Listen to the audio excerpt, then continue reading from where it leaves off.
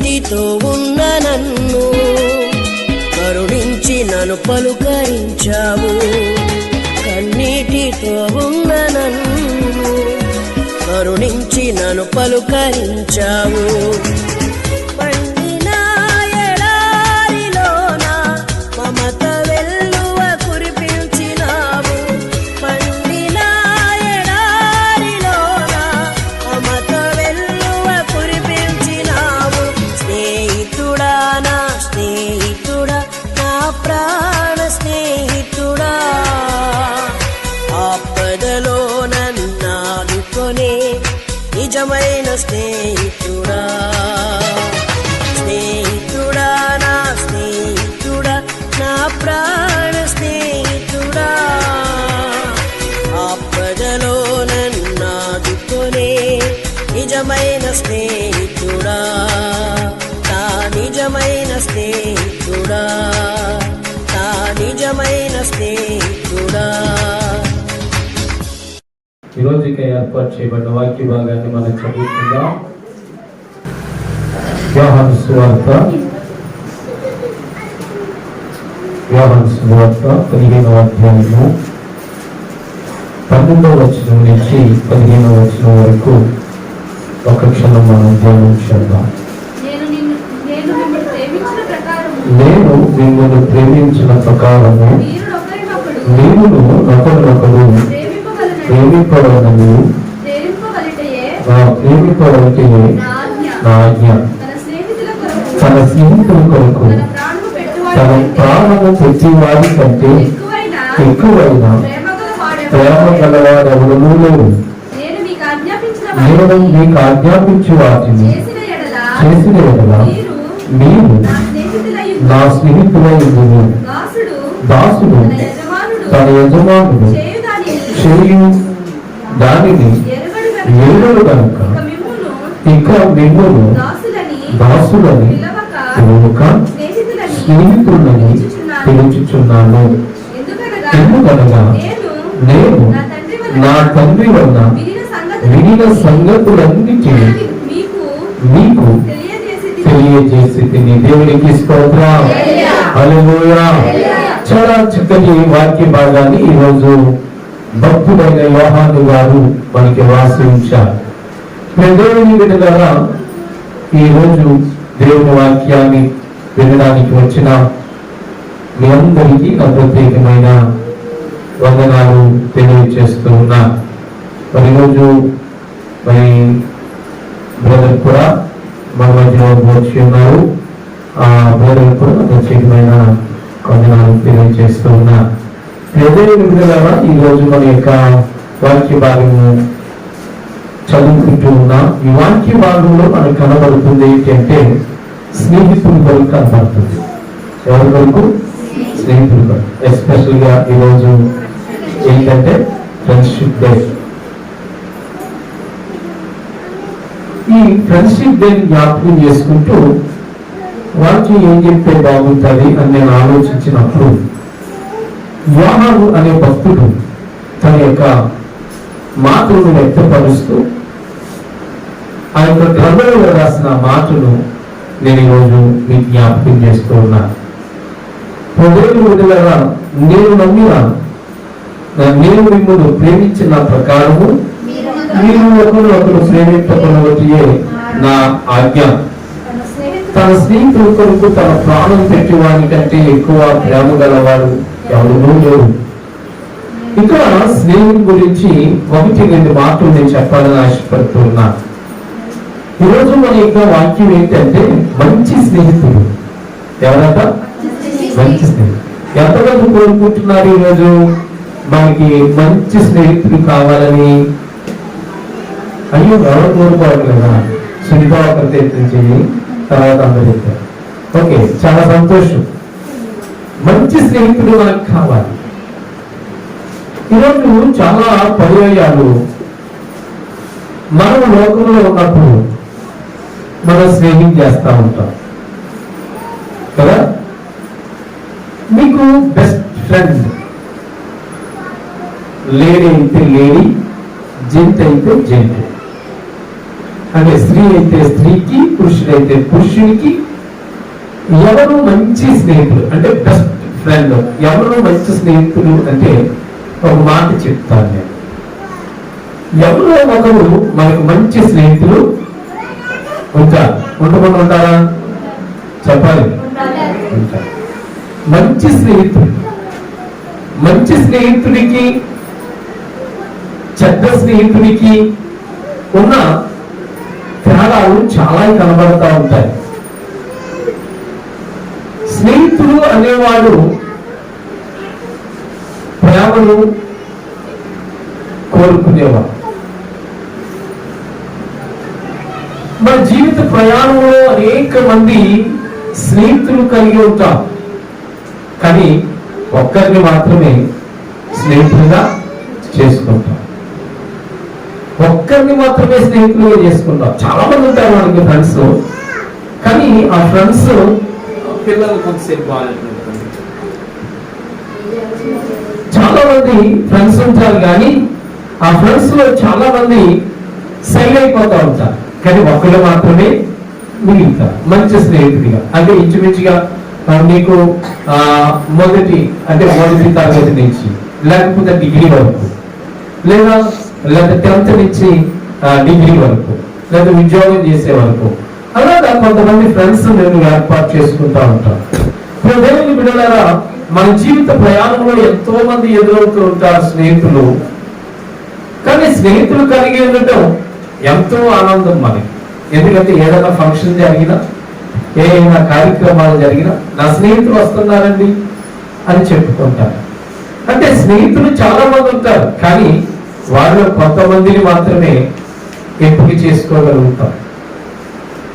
ఒకరిని ఇద్దరిని మాత్రమే అందులో ఎంపిక చేసుకోగలుగుతాం. దేవుని బిడ్డలారా, మన జీవితంలో నీ స్నేహితుల గురించి చెప్పేటప్పుడు, ఎవరికైనా నీ గురించి నువ్వు పరిచయం చేసుకునేటప్పుడు కంటే నీ స్నేహితుల గురించి చెప్పేటప్పుడు నిన్ను గురించి వారికి చెప్పనవసరం ఏమీ లేదు. ఎవరికన్నా నువ్వు చెప్పాలనుకుంటే కనుక నీ స్నేహితుల వరకు నువ్వు చెప్పావనుకో, నీ స్నేహితుల వరకు నువ్వు చెప్తే నీ గురించి చెప్పనవసరం ఏమీ లేదు. అంటే అటువంటి స్నేహం అనేది మనం ఎప్పుడు కూడా కలిగి ఉండాలి అని దేవుని యొక్క సన్నిధిలో నేను మీకు తెలియపరుస్తూ ఉన్నా. ఈరోజు దేవుని యొక్క వాక్యంలో చెప్పబడినట్లుగా, నేను మిమ్మల్ని ప్రేమించిన ప్రకారము మీరు ఒకరు ప్రేమింప వలననియే నా ఆజ్ఞ. తన స్నేహితుల కొరకు తన ప్రాణం పెట్టేవాని కంటే ఎక్కువ ప్రేమ కలిగిన వారు ఎవరు లేరు.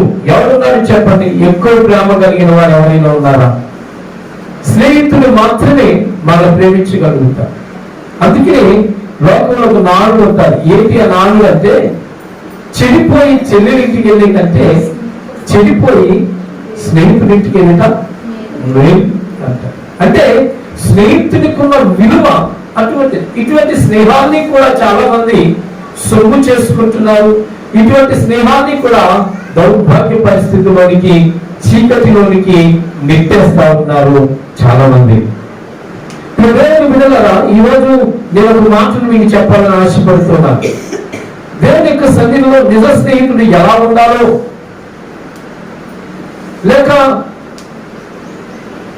ఆ నిజ స్నేహితుడు ఎలా ప్రేమిస్తాడో అనే దాని కొరకు బైబిల్లో కొన్ని విషయాల్ని మనం ధ్యానం చేద్దాం.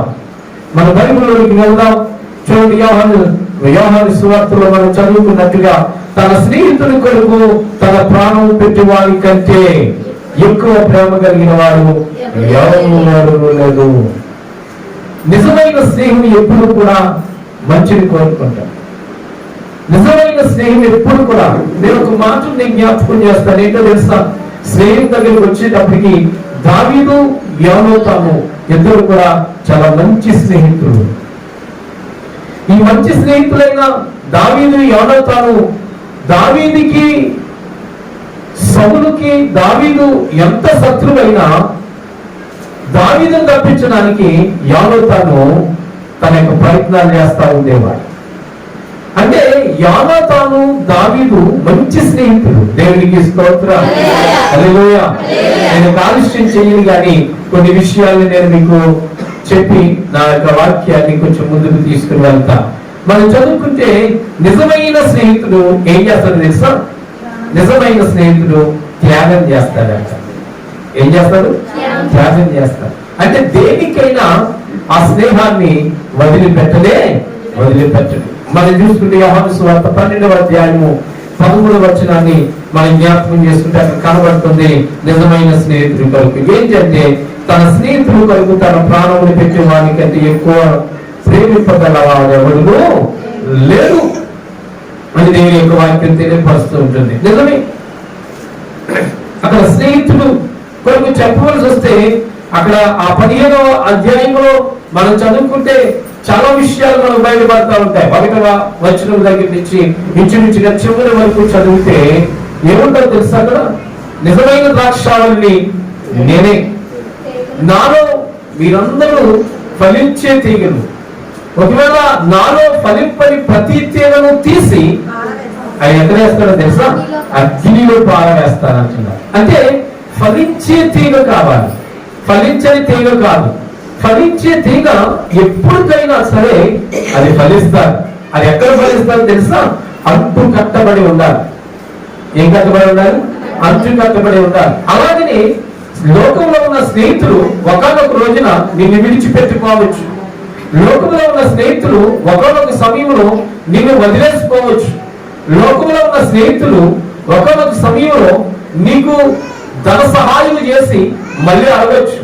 లోకంలో ఉన్న స్నేహితులు ఒకవేళ నీకు కొన్ని వస్తువులు ఇచ్చి మళ్ళీ అడగచ్చు. లోకంలో ఉన్న స్నేహితులు అనేక రకాలుగా నేను ఒకవేళ ఇబ్బంది పెట్టొచ్చేమో గాని నీవు నమ్ముకునే స్నేహితుడు ఉన్నాడు చూడండి, ఆ స్నేహితుడు త్యాగం చేస్తాడట. నిజమైన స్నేహితుడు ఎవరో తెలుసా? త్యాగం చేసేవాడు. నిజమైన స్నేహితుడి కొరకు మనం ప్రయాసపడాలి తప్ప పనికి మాలిన స్నేహితుల కొరకు ఎందుకు పరిగెడతా? పనికి మాలిన స్నేహితులు అని నేను అనటంలో మీకు ఒకవేళ అది తప్పనిపించవచ్చేమో కానీ స్నేహితులు అనేవారు చాలా మంది ప్రేమించేవారే ఉంటారు. కానీ కొంతమంది అవమానపరిచేవారు ఉంటారు, కొంతమంది ఈయనను పెట్టేవారు ఉంటారు, కొంతమంది ఎటకారం చేసేవారు ఉంటారు, కొంతమంది అపహాసం చేసేవారు ఉంటారు, కొంతమంది మనల్ని బయటికి లాగివేరు చాలా మంది ఉంటారు స్నేహితులు. కానీ ఈరోజు అటువంటి స్నేహితుల కొరకు నేను చెప్పట్లేదు, కానీ ఒక స్నేహితుడిని జ్ఞాపకం చేస్తున్నాను. ఏంటంటే నిజమైన స్నేహాన్ని సంపాదించుకోవడం సాధ్యమా అని మనల్ని అడిగితే ఒక ప్రశ్న కనుక మనలో ఉంటే దానికి ఆన్సర్ మీరే చెప్పగలుగుతారు. నిజమైన స్నేహితుడిని సంపాదించుకోవడం సాధ్యమేనా? చెప్పండి. సంపాదించుకోగలమా? ఎక్కడో డౌట్ పడుతుంది కదా. ఎక్కడో మన హృదయంలో ఏముంటుందో తెలుసా? ఎక్కడో ఒక సందేహం ఉంటుంది. నిజమైన స్నేహితులు మనం సంపాదించుకోగలమా అంటే నిజమే సంపాదించగలమా? ఆ ప్రశ్న అలా ఉండిపోవాలి. ఎందుకంటే ప్రియ దేవుని బిడ్డలారా, నిజమైన స్నేహితులు అనేవారి లోకంలో ఎవరు లేరు. స్నేహితుడు ఎలా ఉండాలంటే తెలుసా? దేన్ని ఆశించకూడదంటే స్నేహితుడు దేన్ని ఆశించకూడదు? ధనాన్ని ఆశించకూడదు, లాభాన్ని ఆశించకూడదు, వస్త్రాన్ని ఆశించకూడదు, దేన్ని ఆశించకూడదు. నిజమైన స్నేహం మరి దేన్ని ఆశించాలి? ప్రేమ కలిగి ఉండాలి. నిజమైన స్నేహితుడు ఎప్పుడు కూడా ప్రేమ కలిగి ఉండాలి. అందుకే నేను అంటాను, యేసు ప్రభువు మనకు నిజమైన స్నేహితుడు అని చెప్తా. ఎందుకో తెలుసా? ఆయనతో స్నేహించుట ఆయన మనను ఆహ్వానించుచున్నాడు కాబట్టి. ఇంకా చెప్పనా? నిజమైన స్నేహితుడు లక్షణాలు నేను చెప్తున్నాను ఈరోజు. ఏంటి నిజమైన స్నేహితుడి యొక్క మొట్టమొదటి లక్షణం ఏంటో చెప్పనా? త్యాగం చేస్తా. స్నేహితుడు ఏం చేస్తారు? త్యాగం చేస్తారు. త్యాగం. దేవుని బిడ్డలారా, మీరు స్నేహం చేయడం కంటే, ఖర్చు పెట్టడం కంటే వారితో పాటు శ్రమ పడడం దానిని త్యాగము అంటారు. స్నేహితులు అనేవాళ్ళు ఎప్పటి వరకు ఉంటారు, ఎక్కడి వరకు ఉంటారు అనేది మనం జ్ఞాపకం చేసుకుంటే బైబిల్ గ్రంథంలో కూడా స్నేహితులు ఉన్నారు. ఎవరి దగ్గర? ధనవంతుడి దగ్గర, ధనవంతుడి కుమారుడి దగ్గర స్నేహితులు ఉన్నారు. ఆ స్నేహితులు ధనవంతుని యొక్క కుమారుడు ఆ యొక్క ఆస్తిని పంచుకుని వెళ్ళిపోయేటప్పుడు చాలా మంది స్నేహితులు అతనికి ఎదురయ్యి బాగానే తెచ్చేసావు, బాగానే సంపాదన అంతా బాగానే బయటికి తెచ్చేసావు అని చెప్పి అతనితో స్నేహం చేశారు. చివరికి అతను డబ్బులు అయిపోయిన తర్వాత, అతని దగ్గర ధనం అయిపోయిన తర్వాత, అతని దగ్గర ఉన్న మొత్తం ఒక్క రూపాయి కూడా అతని దగ్గర లేకుండా అయిపోయిన తర్వాత చివరికి ఎవరికి వాడే విడిచిపెట్టి వెళ్ళిపోయాడు. అది ఏ స్నేహం అంటారు తెలుసా? లోక స్నేహం. ఏ స్నేహం? లోక స్నేహం. మరి నిజమైన స్నేహం ఏంటి? అదంటాడు కదా, ఏంటి నిజమైన స్నేహం? 13వ వచనం, తన స్నేహితుని కొరకు తన ప్రాణం పెట్టి వానికంటే ఎక్కువ ప్రేమ గలవాడు ఎవడను లేదు. ఇది నిజమైన స్నేహం. అంటే కష్టం వస్తే స్నేహాన్ని వదిలేయడం కాదు, వ్యాధి కలిగితే స్నేహాన్ని వదిలేయడం కాదు, ధనము లేకపోతే స్నేహాన్ని వదిలేయడం కాదు. స్నేహము అంటే ఏమిటో చెప్పనా? అతను చనిపోయేంత వరకు కూడా అతనితో ప్రేమ కలిగి ఉండడమే నిజమైన స్నేహం. దేవునికి స్తోత్రం చెప్పండి, గట్టిగా చెప్పండి. హల్లెలూయా, హల్లెలూయా. స్నేహంలో త్యాగం ఉండాలండి. స్నేహంలో ఏముండాలి? ఏముండకూడదు? స్వార్థం ఉండకూడదు. అర్థమవుతుందన్నమాట. స్నేహంలో త్యాగం ఉండాలి, కానీ ఏముండకూడదు? స్వార్థం ఉండకూడదు. స్నేహించే వ్యక్తి నుండి ఏం పొందాలని ఆశ కాక మరి ఏది కూడా నువ్వు ఆలోచన చేయకూడదు స్నేహంలో నుంచి. అంటే నువ్వు ఎప్పుడైతే స్వార్థం లేకుండా స్నేహం చేస్తావో అప్పుడే నిన్ను ఆ స్నేహితుడు నిజంగా ప్రేమిస్తాడు. ఒక పట్టణంలో ఇద్దరు స్నేహితులు ఉన్నారట. వాళ్ళు ఎలా ఉన్నారంటే మంచి బెస్ట్ ఫ్రెండ్స్ అన్నమాట. వాళ్ళిద్దరిని చూసిన వాళ్ళందరూ చాలా ఆశ్చర్యపడుతున్నారు. ఏంటి, ఎందుకు అంటారా? వాళ్ళు ఒకే కంచంలో తింటున్నారంట, ఒకే మంచం మీద పడుకుంటున్నారంట. ఏమిటి, వారు ఎక్కడికి వెళ్ళినా ఇద్దరుగానే వెళ్తున్నారంట. వారు ప్రయాణం ఎక్కడికి చేసినా ఇద్దరుగానే చేస్తున్నారంట. వారి యొక్క మరి కష్టాల్లో ఇద్దరు పాలిభాగస్తులై పంచుకుంటున్నారంట. ఇద్దరు పాలిభాగస్తులై పంచుకుంటున్నారట. ఏమిటి, జాగ్రత్తగా వినండి, ఇలా చూడండి. అన్ని విషయాల్లో కూడా స్నేహితులు ఇద్దరు ఉంటుంటే ఆ ఊర్లో ఉన్న వాళ్ళందరికీ కుళ్ళు పుట్టింది. ఏంట్రా వీళ్ళిద్దరు ఇంత స్నేహంగా ఉంటున్నారంట. ఒకనొక రోజుని అందులో ఒక స్నేహితుడికి ఏం కలిగిందంటే జబ్బు పడ్డాడు. ఏంటి ఆ జబ్బు అంటే గుండె జబ్బు. ప్రియుల వల్ల గుండె జబ్బు పడిన వెంటనే ఆ స్నేహితుడు ఇద్దరు కలిపి హాస్పిటల్కి వెళ్ళారు. హాస్పిటల్కి వెళ్ళిన తర్వాత గుండె జబ్బు ఉంది, ఈ గుండె జబ్బు నుంచి మరి తప్పించబడాలంటే లేదా ఈ గుండె మార్చాలంటే చాలా ఖరీదు అవుతుంది కాబట్టి మరి చాలా ఖర్చు అవుతుంది అబ్బాయి అని చెప్పారట ఆ స్నేహితుడు. ఇంకొక స్నేహితుడు ఏం చేశాడంటే ఆ యొక్క స్నేహితుడిని విడిచిపెట్టి వెళ్ళిపోయారు. ఆ స్నేహితుడిని విడిచిపెట్టి వెళ్ళిపోయారు. అప్పుడు అక్కడున్న స్నేహితుడికి ఏం కలుగుతుంది చెప్పండి? అతని మీద ప్రేమ కలుగుతుందా, ద్వేషం కలుగుతుందా? నా మాట అర్థమైందా మీకు? అక్కడున్న స్నేహితుడికి ప్రేమ కలుగుతుందా, ద్వేషం కలుగుతుందా? ద్వేషం కలుగుతుంది. ఎందుకు అంటే కష్టంలో విడిచిపెట్టి వెళ్ళిపోయారు. కొన్ని రోజులు గడిచినాయి, సంవత్సరం అయిపోయింది, ఫ్రెండ్ కనపడట్లే. నా స్నేహితుడు ఏమైపోయాడు అని ఇతను కూడా ఆలోచన చేయలేదు. ఎందుకు చేయలేదు అంటే దేవుని బిడ్డలారా, కష్టంలో నా స్నేహితుడు నన్ను విడిచిపెట్టి వెళ్ళిపోయాడు కదా, ఎందుకు నేను అతని కొరకు పట్టించుకోవాలి అనుకున్నా. వాక్యం మనం చదువుకున్నాం కదా, 15వ అధ్యాయము 13వ వచనాన్ని మనం చదువుకున్నాం. ఏమనుంది అక్కడ?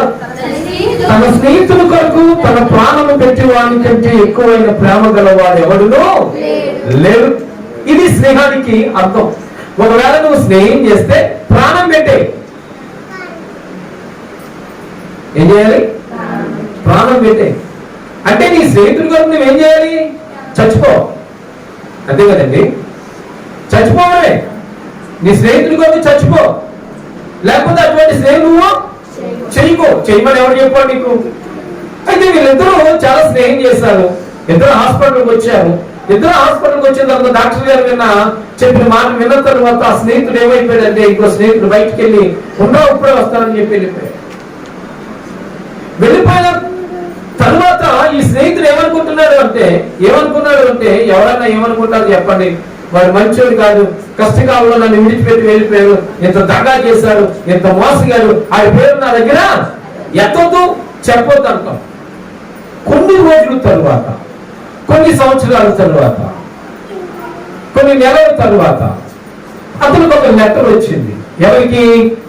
అతని యొక్క స్నేహితుడికి. జాగ్రత్తగా వినండి. లెటర్ వచ్చింది. ఏమని లెటర్ వచ్చిందో తెలుసా? ఆ పారిపోయిన స్నేహితుడికి ఉత్తరం రాస్తాడు. అందులో ఇలా రాస్తాడు, ఏంటంటే నా గుండె కలిగిన జబ్బుకు నువ్వు నన్ను విడిచిపెట్టి వెళ్ళిపోయావని చెప్పి ఉత్తరం రాశాడు. కానీ ఆ ఉత్తరానికి ప్రతి ఉత్తరం వచ్చింది. ఆ ఉత్తరం ఏంటో తెలుసా? ఆ ఉత్తరంలో ఏమి రాసున్నాడో తెలుసా?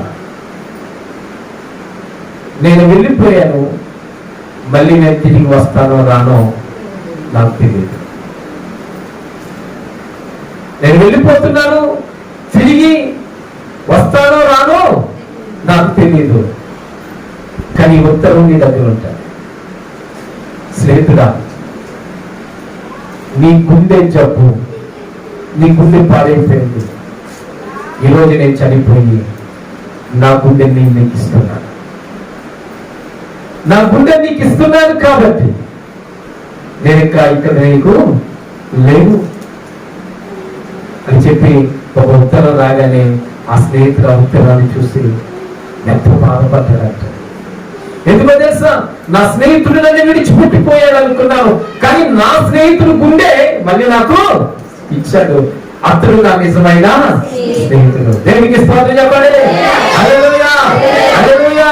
కాబట్టి దేవుని బిడ్డలారా, మనము యేసు ప్రభు కూడా మన కొరకు త్యాగం చేశాడు, మన కొరకు మరణించాడు, మన కొరకు ప్రాణం పెట్టాడు. ఇప్పుడు మన స్నేహితుడు ఎవరు చెప్పండి? ఎవరంట? యేసయ్య మన స్నేహితుడు. యేసయ్య నా స్నేహితుడు అని చెప్పండి ఒకసారి. యేసయ్యే మనస్ఫూర్తిగా చెప్పండి, చెయ్యొద్దు చెప్పండి. యేసయ్యే నా స్నేహితుడి కంటే ఈ మాట చెప్తే ఇంకా బాగుంటదేమో. యేసయ్యే నా ప్రాణ స్నేహితుడు అంటే ఇంకా బాగుంటదేమో. చెప్తాం ఒకసారి. దేవునికి స్తోత్రం, హల్లెలూయా. నిజమైన స్నేహితుల్లో మొదటిది ఏంటంటే త్యాగం. త్యాగం చేశాడా లేదా? రెండవ విషయం ఏంటంటే రెండవ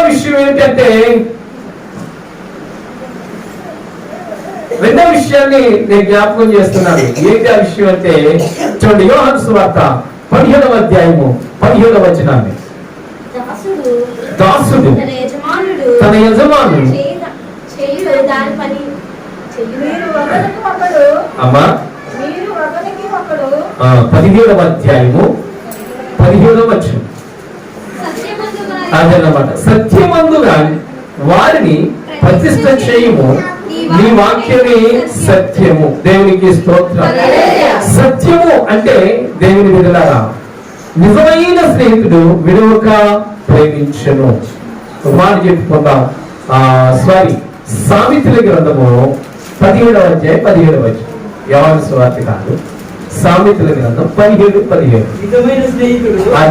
నిజమైన స్నేహితుడు విడువక ప్రేమించును. చాలండి, ఈ మాట చెప్పండి. నిజమైన స్నేహితుడు, అందరూ చెప్పండి. నిజమైన స్నేహితుడు విడువక నిత్యము ప్రేమించు.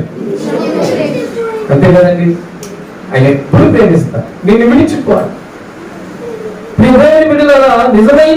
నిజమైన స్నేహితుని యొక్క మరి యొక్క లక్షణం ఏంటంటే మనపై ఎప్పటికీ కూడా చచ్చిపోయినంత ప్రేమ నిజమైన స్నేహితుడికి ఉంటారు. దేవునికి స్తోత్రం. అంతేకాదు తరిగినంత ప్రేమ నిజ స్నేహితుడికి ఉంటారు. స్థితిగతులు మారిపోయినా ఆయన ప్రేమ మాత్రం మారదు. అన్ని విషయాల్లో సహించగలుగుతాడు ఆయన ప్రేమ.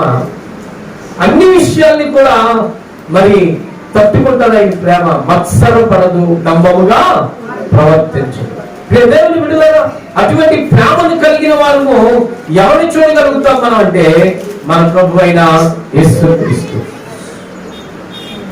విలువక నిత్యము ప్రేమిస్తాడు ఆయన. నేను నిత్యము ప్రేమించే స్నేహితులు ఎవరైనా ఉన్నారా? నిత్యము ప్రేమించే స్నేహితులు ఒకరోజు ఇంటికి వచ్చిన తర్వాత, రెండో రోజు ఇంటికి వచ్చిన తర్వాత, మూడో రోజు ఇంటికి వచ్చిన తర్వాత, నాలుగో రోజు ఏమవుతుంటారంటే కొంచెం మోసలు పడతారు. ఐదో రోజుకి ఇంకా, ఆరో రోజుకి ఇంకా, ఏడో రోజు వచ్చేటప్పటికి ఇంకేమీ ఉండదు. ఇంకా అప్పుడు వరకు వచ్చినవి అన్ని కూడా వెనక్కిపోతా ఉంటాయి. ఎంతకాలం నేను ఖర్చు పెట్టాలి, ఎంతకాలం ఇవ్వాలి వీటికి, ఎంతకాలం వీడి దగ్గర డబ్బులు లేవు అంటాడు. నిజంగా డబ్బులు లేవంటాడా? డబ్బులు ఇచ్చుకుని లేవంటాడా?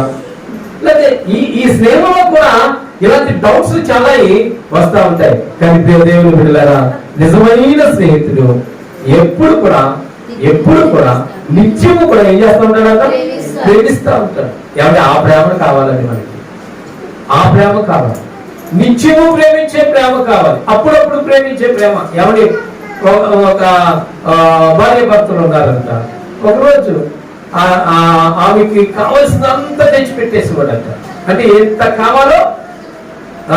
కావాలో అంత తెచ్చి పెట్టేవాడట. అంతా పెట్టిన తర్వాత 3 రోజులు అయిన తర్వాత చెప్పకుండా ఇవ్వడు అంట. అంటే ప్రేమ ఏమైపోయేది? తగ్గిపోయేది. ప్రేమ ఏమైపోయిందండి? తగ్గిపోయింది. అమ్మా ఎందుకు కొట్టుకుంటున్నారు మీరు అంటే, ఉప్పు లేక కొట్టుకుంటున్నారా, పప్పు లేక కొట్టుకుంటున్నారా, లేదా రైస్ లేక కొట్టుకుంటారంటే అన్నీ ఉన్నాయండి. మరి ఇంకేంటి? ఏమి లేదు. కారం ఉందంట, ఉప్పు ఉందంట, పచ్చడి ఉందంట, ఏమండి అన్నీ ఉన్నాయంట. కానీ చిత్తకొట్టేస్తున్నాడు. అమ్మా కృప ఏం చేస్తున్నాడు?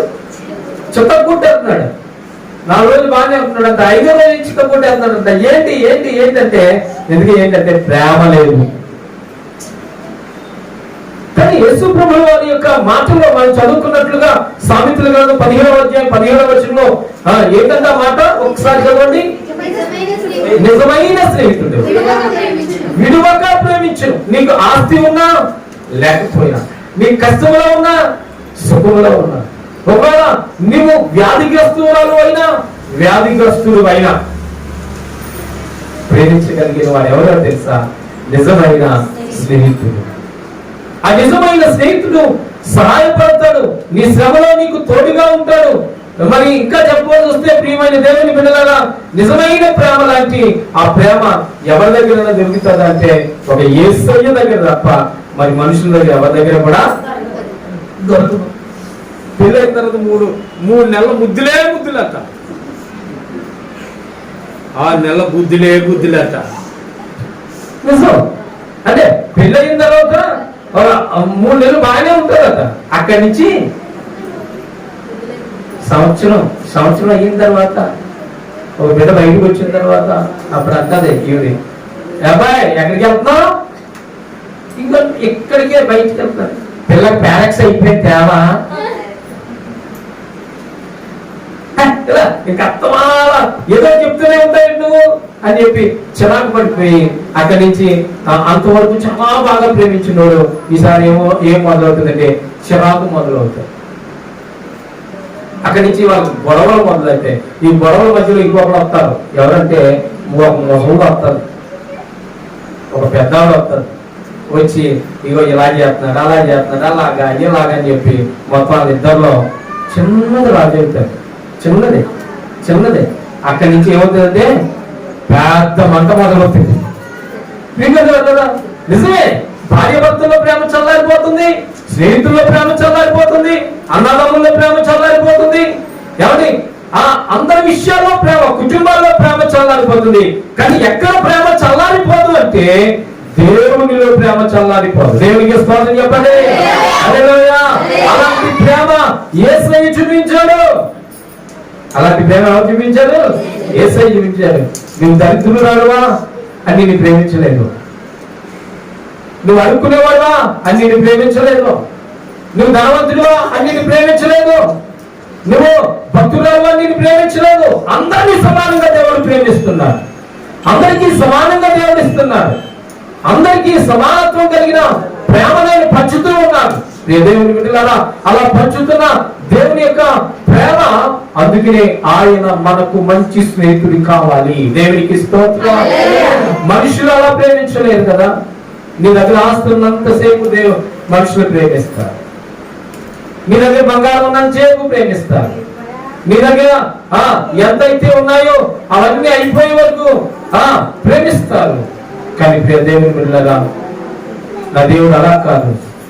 నువ్వు దీనస్థితిలో ఉన్నా ప్రేమిస్తాడు, నువ్వు వస్త్రహీనుడుగా ఉన్నా ప్రేమిస్తాడు, నువ్వు ఒకవేళ ఎందుకు పనికిరాని వ్యక్తిగా ఉన్నా దేవుడు నిన్ను ప్రేమిస్తాడు. దేవునికి స్తోత్రం చెప్పండి. హల్లెలూయా. చూడండి, ఇర్మియా గ్రంథంలో అంటాడు, ఇశ్రాయేలుని దేవుడు ఎలా ప్రేమించాడని చెప్తాడు. ఇర్మియా గ్రంథం 31వ అధ్యాయం 3వ వచనాన్ని చదవండి. ఇర్మియా గ్రంథం 31:3.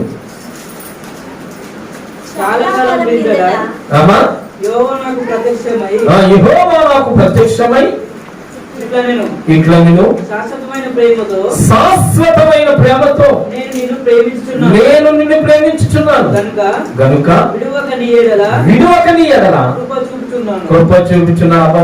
చెప్పండి ఒకసారి అందరూ. అదే గట్టిపడే. శాశ్వతమైన ప్రేమతో నేను నిన్ను ప్రేమిస్తున్నాను, విడువక ఏం చేస్తున్నాడంటే ఆయన నీ ఎడల కృప చూపిస్తున్నాను. దేవునికి స్తోత్రం. హల్లెలూయా. హల్లెలూయా. ఆయన ప్రేమ నిరంతరం ఉండేది. 6 నెలలు ఉండే ప్రేమ కాదు, నెల ఉండే ప్రేమ కాదు, 3 నెలలు ఉండే ప్రేమ కాదు, సంవత్సరం ఉండే ప్రేమ కాదు, 2 సంవత్సరాలు ఉండే ప్రేమ కాదు. ఎక్కడ వరకు ఉంటుందంట ప్రేమ? శాశ్వత కాలము. నువ్వు చనిపోయినంత వరకు కూడా ఆయన నిన్ను ప్రేమిస్తానే ఉంటాడు. ఫర్ ఎగ్జాంపుల్ ఒక మాట చెప్పుకోవచ్చు మనం. ఏంటో చెప్పనా? దరిద్రుడైన లాజరు అలాగే ప్రేమించాడండి. వాడు దరిద్రుడు కదా అని ధనవంతుడు ప్రేమించాడా? హలో, ప్రేమించలేదు. కానీ ఎవరు ప్రేమించాడు? యేసయ్య ప్రేమించాడు. నా యేసు ప్రభు ప్రేమించాడు. అందుకనే నాకు ఎవరో స్నేహితుడు అంటే నా యేసయ్య నా స్నేహితుడు, నా యేసయ్య నాకు స్నేహితుడు. అందుకనే ప్రియ దేవుని బిడ్డలారా, ఆయన ప్రేమ నిరంతరం ఉండేది. ఆయన ప్రేమ మంచిని కోరుకోవడానికి, ఆశించడానికి లేకుండా ప్రేమించే ప్రేమ ఇంకా ఎవరిది లేదండి. అలాంటి ప్రేమ దంభముగా ప్రవర్తించు, ప్రేమ మత్సరపడదు. దేవుని బిడ్డలారా, అటువంటి ప్రేమ ఎవరిలో ఉండాలంటే స్నేహితుల్లో ఉండాలి. ఈరోజు ఫ్రెండ్షిప్ డే అని చెప్పి నువ్వు ఆ యొక్క బ్యాండ్ కట్టుకుని వెళ్ళి తెగగట్టేస్తున్నావు. తెగట్టేస్తున్నావు. ఆ షాప్ లోకి డబ్బులు ఇచ్చేస్తున్నావు. ఇచ్చేయడం మంచిదే, కట్టేయడం మంచిదే. సహోదరుడా, ఆగు, ఒకసారి ఆలోచించు. ఆగి ఆలోచించి నిజమైన స్నేహితుడు ఎవరో తెలుసుకో. ఈ నిజమైన స్నేహితుడు ఎవరో నువ్వు తెలుసుకుంటే కనుక నీకు కరెక్ట్ గా దొరుకుతాడు ఆయన. నిజమైన స్నేహితుడు ఏం చేస్తాడో తెలుసా? శాశ్వతమైన ప్రేమతో ప్రేమిస్తాడట. శాశ్వతమైన ప్రేమతో నిన్ను ప్రేమిస్తాడు. ఆయన అంటాడు కదా, ఏమండి ఎప్పుడు విడవడంటాడు నేను, ఒకవేళ మనుషులన్నా విడవచ్చేమో కానీ, నీ స్నేహితులన్నా విడిచిపోవచ్చేమో కానీ ఆయన మాత్రం విడవడు. స్నేహితుల్లో ఉన్న మంచి లక్షణాలు, స్నేహితుల్లో ఉన్న మంచి లక్షణాలు, ఒకటి మంచి లక్షణం ఏంటి అంటే ఆయన త్యాగం చేసేవాడు స్నేహితుడు. రెండో మంచి లక్షణం ఏమంటే విడువక నిత్యము ప్రేమించేవాడు. మూడో లక్షణం ఏంటి స్నేహితుడికి ఉండవలసిన లక్షణం అంటే అంగీకరించాలి. అంగీకరించాలి. చూడండి 19వ అధ్యాయము లూకాసు వార్త 19వ అధ్యాయము 7వ వచనాన్ని ఒకసారి చదవండి. 19వ అధ్యాయము 7వ వచనం. అందరూ అది చూసి ఈయన పాపి అయిన మనిషిని యొద్ద బస చేయి వెళ్ళవలని చాలా సరుకుంటున్నారు. దేవునికి స్తోత్రం. స్నేహితుడు ఏం చేయాలి? అంగీకరించాలి. దేన్ని? స్నేహాన్ని. అంతే కదండి. కొంతమంది స్నేహం చెయ్యాలంటే ఒక అర్హత కోరుకుంటారు. నీ కారు ఉంది అంటే నువ్వు కారున్నావునే స్నేహితుడిగా చేసుకుంటావు. నీకు బిల్డింగ్ ఉంది అంటే నీకు బిల్డింగ్ ఉన్నావునే స్నేహితుడిగా చేసుకుంటావు. ఒకవేళ నువ్వు అఫీషియల్ గా చక్కగా నువ్వు ఉండి చక్కగా మంచి గోల్డ్ వేసుకుని చక్కగా నువ్వు అటు ఇటు అన్నట్టుగా ఒక హోదాగా ఉన్నట్లయితే అలాంటి వాడిని స్నేహితుడిగా చేసుకుంటావు. అంటే నీ హోదాకు సరిపడినంతగా స్నేహితుడిని చేసుకుంటావు. కానీ నా యేసు ప్రభు అలాంటి వాళ్ళని అంగీకరించడట. మరి ఎవరితో ఆయన స్నేహం చేస్తాడు? యేసు ప్రభు యొక్క లక్షణాలు చెప్తున్నాను. ఆయన నాకు నిజమైన స్నేహితుడు అంటున్నాను. ఎందుకు స్నేహితుడు అంటున్నాను అంటే ఆయన మొదటిగా త్యాగం చేశాడు నా కోసం. దేవునికి స్తోత్రం చెప్పండి. రెండవదిగా నన్ను ప్రేమించాడు. దేవునికి స్తోత్రం చెప్పండి. మూడవదిగా ఆయన నేను ఎటువంటి పరిస్థితిలో ఉన్నా నన్ను అంగీకరించాడు. దేవునికి స్తోత్రం. నేను దొంగనా, లేదా నువ్వు వ్యభిచారివా, లేదా నువ్వు పాపివా, లేదా నువ్వు ఇంకొకరివా. ఒకవేళ మనుషులైతే నిన్ను ఆ రూపాన్ని చూసి ఆ పరిస్థితిని చూసి ప్రేమించాలో వద్దని చెప్పి పక్కకి వెళ్ళిపోతూ ఉంటారు. కానీ దేవుడు అలా కాదు. నా స్నేహితుడు అలా కాదు. నా స్నేహితుడు నిత్యము విలువక ప్రేమిస్తాడు. నా స్నేహితుడు ఎలాంటి వాడు అంటే అంగీకరించేవాడు. అక్కడ అంటాడు అందరూ అది చూచి ఈయన పాపి అయిన మనుష్యుని యొద్దకు బస చేయుటకు వెళ్ళనని చాలా మంది సనుక్కుంటున్నారట. అంటే వారిలో వారు ఏమి అనలేక సనుగుకోవడం. అసలు యేసు ప్రభు ఏం చేశాడని అనుకుంటున్నారు వాళ్ళు? జాగ్రత్తగా వినండి. యేసు ప్రభు ఏం చేశాడంటే తెలుసా? మేడి చెట్టు ఎక్కిన జక్కయ్య దగ్గరికి వెళ్ళి, జక్కయ్య దిగిరా, నేను నీ ఇంటికి భోజనాలు వస్తున్నాను అన్నాడంట. అక్కడ ఉన్న వాళ్ళందరూ అంటున్నారు ఇదేట్రా వీడు వడ్డీ వ్యాపారి. ఎవరు? జక్కయ్య అనేవాడు వడ్డీ వ్యాపారి. ఇతని దగ్గర ఉన్నదంతా కూడా వడ్డీ సొమ్మే ఉంది, కానీ నిజాయితీ కలిగిన సొమ్మేది లేదు. మరి ఇతని దగ్గరికి వెళ్ళి ఎందుకు ఇతడు భోజనం చెయ్యాలి?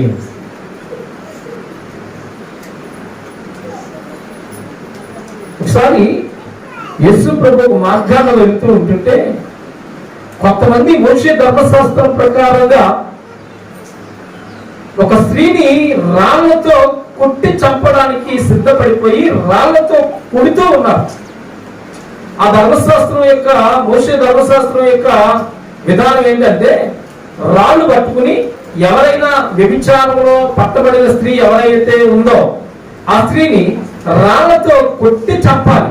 అంటే ఆమె చచ్చిపోయే వరకు కూడా ఏం చేయాలంటే రాళ్లతో కొడతా ఉండాలి. ఏం చేయాలి? రాళ్లతో కొడతా ఉండాలి. ఆమె చచ్చిపోయింది అని నిర్ధారణ అయిన తరువాత ఆ రాయిని అక్కడ వదిలిపెట్టి వెళ్ళిపోవాలి. అప్పుడు వరకు ఏం చేయాలి? రాళ్లతో కొడతానే ఉండాలి. అలాగా ఒక స్త్రీ యేసు ప్రభు దగ్గర పాదాల దగ్గర పడిపోయింది. పడిపోతే అప్పుడు అందరూ ఆ యొక్క స్త్రీని ఏం చేస్తారో తెలుసా? వ్యభిచారిని ముద్ర వేసి ఆ స్త్రీని అలా వదిలేశారు. అందరూ ఏం చేస్తున్నారంటే రాళ్ళు తీసి కొట్టడం మొదలు పెట్టారు. కానీ యేసు ప్రభు ఒక మాట అంటారు అక్కడ, ఏమంటారో తెలుసా? మీలో పాపము చేయని వాడు ఎవడైతే ఉన్నాడో వాడు మొదట రాయి వేయండి. ఆ మాట అనేటప్పటికీ ఎవరికి వాడే వారి హృదయంలో ఒక ప్రశ్న కలిగింది. ఏంటి అంటే, నేను ఫలానా సమయంలో ఫలానా పాపం చేస్తానని చెప్పి ఒక రాయి వదిలేసి వెళ్ళిపోయాడట. అందరి చేతుల్లో రాళ్ళు ఉన్నాయి, ఎవరి చేతిలోని రాయి లేకుండా లేదు. అందరి చేతుల్లో రాళ్ళు ఉన్నాయి, ఎవరి రాయి వాడు విడిచిపెట్టి వెళ్ళిపోయారు. వెంటనే యేసు ప్రభు అంటారు ఆ యొక్క స్త్రీతో, అమ్మా ఎవరు నిన్ను శిక్షించలేదా, ఎవరు నిన్ను కొట్టలేదా అంటే, ఎవరు కొట్టలేదు ప్రభువా. సరే అమ్మా, నేను కూడా నిన్ను కొట్టను, ఇంతటితో నీ పాపాలు క్షమించబడ్డాయి, నువ్వు వెళ్ళిపో. దేవునికి స్తోత్రం, హల్లెలూయా.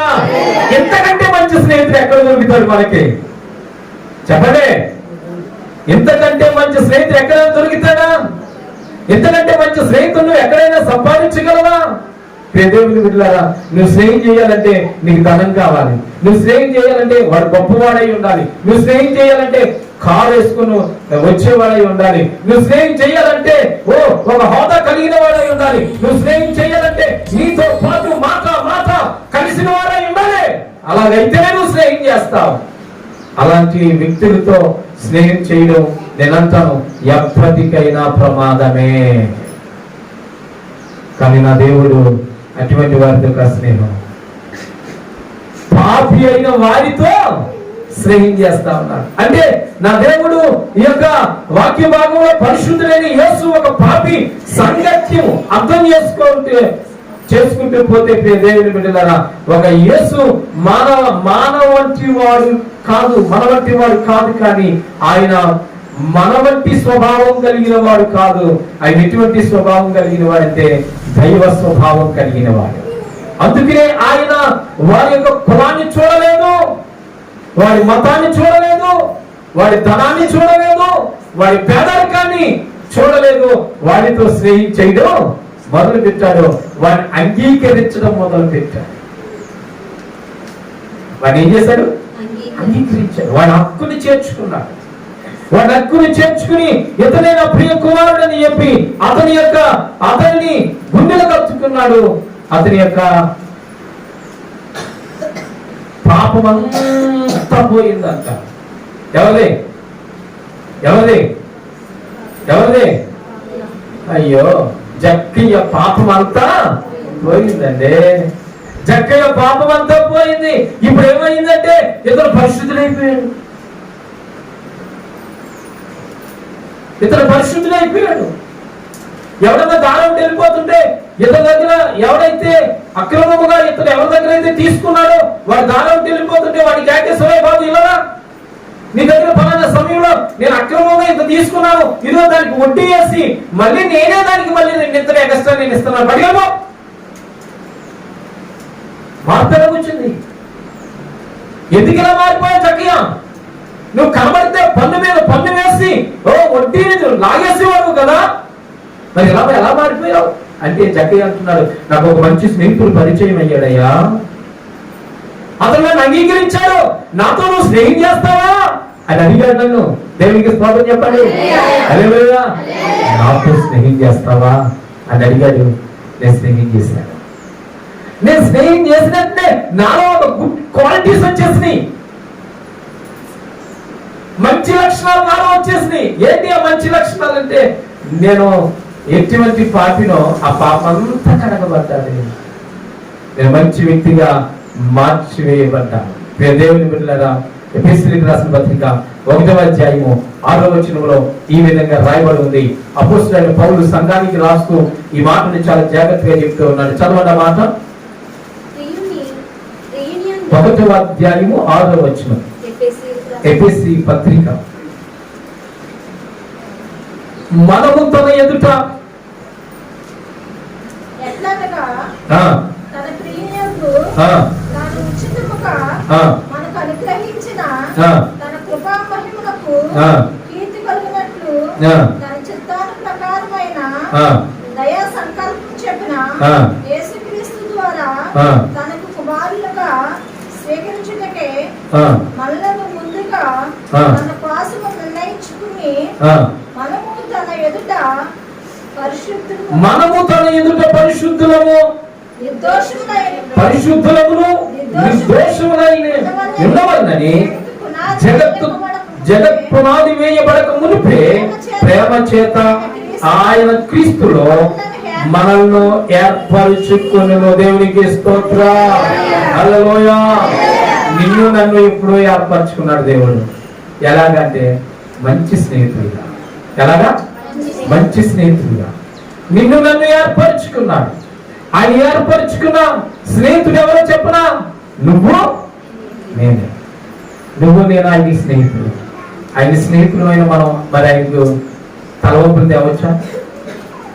స్నేహానికి తలవంపులు తేవచ్చా? చెప్పండి. చెప్పదు.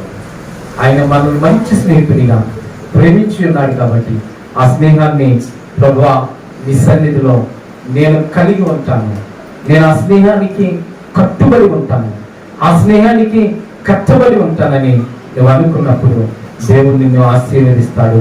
దేవుడు నిన్ను అంగీకరిస్తాడు. ఎన్ని విషయాలు చెప్పాను? 3 విషయాలు. స్నేహితుడుకున్న మొట్టమొదటి విషయం ఏంటంటే త్యాగం చేస్తాడు మంచి స్నేహితుడు. రెండవది స్నేహితుడు విలువక ప్రేమిస్తాడు. మూడవది నీవెటువంటి పరిస్థితిలో ఉన్నా ఆయన నిన్ను అంగీకరిస్తాడు.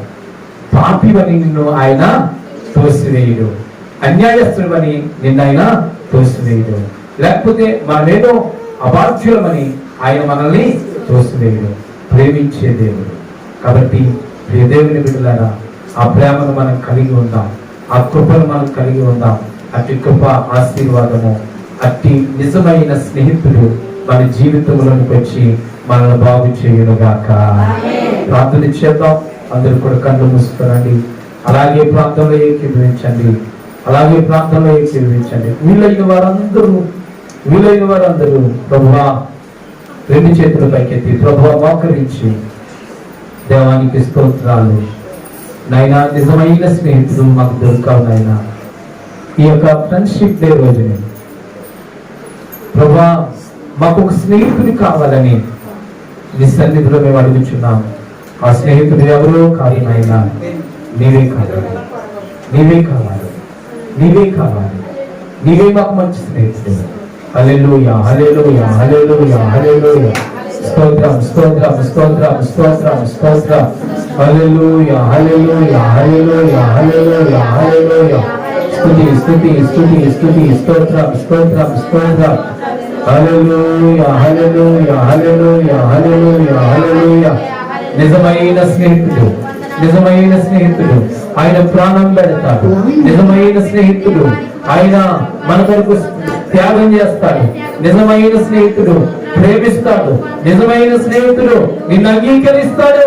అటువంటి స్నేహితుడు మనకు కావాలి. హల్లెలూయా, హల్లెలూయా, హల్లెలూయా. స్తోత్రం, స్తోత్రం, స్తోత్రం, స్తోత్రం, స్తోత్రం, స్తోత్రం. హల్లెలూయా, హల్లెలూయా, హల్లెలూయా. తల్లిదండ్రులు చూపిస్తారు ఎనలేని ప్రేమ నీలో చేయాలని ఆశిస్తారు.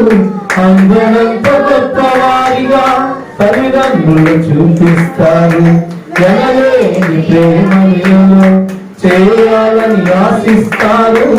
అందరంత గొప్పవారిగా నీ దయం వారు కాగలరు అధిపతులుగా.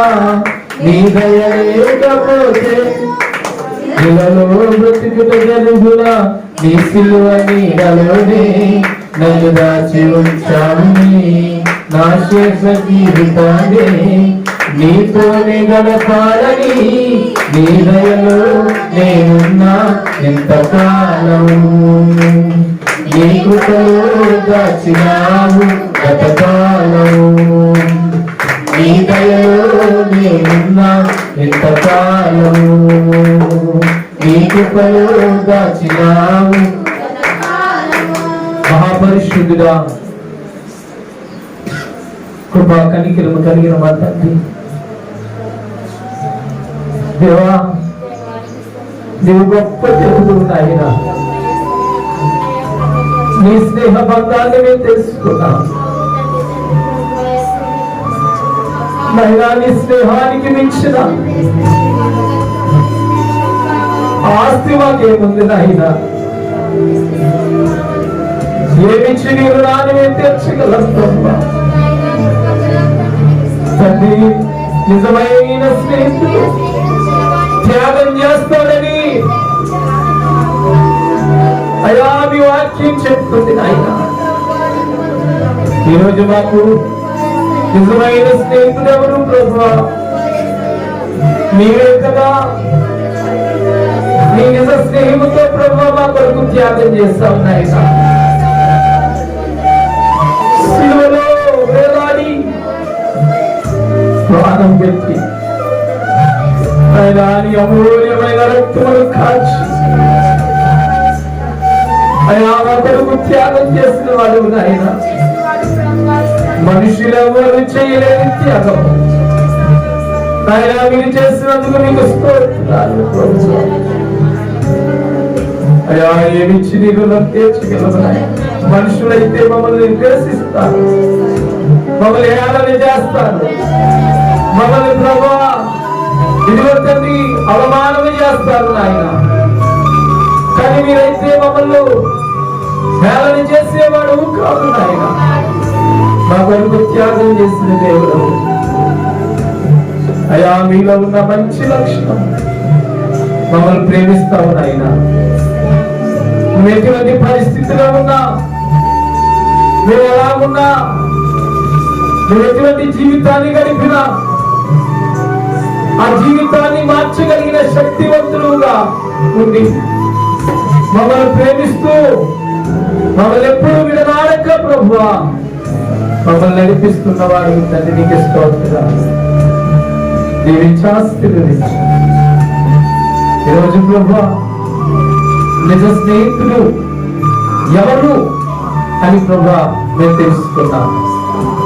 ఆ నిజ స్నేహితుడు నీవే. ఆ నిజ స్నేహంలో నువ్వు నిత్యము నడుస్తూ నీతో స్నేహబంధము కలిగి జీవించే కృపను అనుగ్రహించమని దీవించమని యేసు నామమున అడిగి వేడుకుంటున్నాము తండ్రి.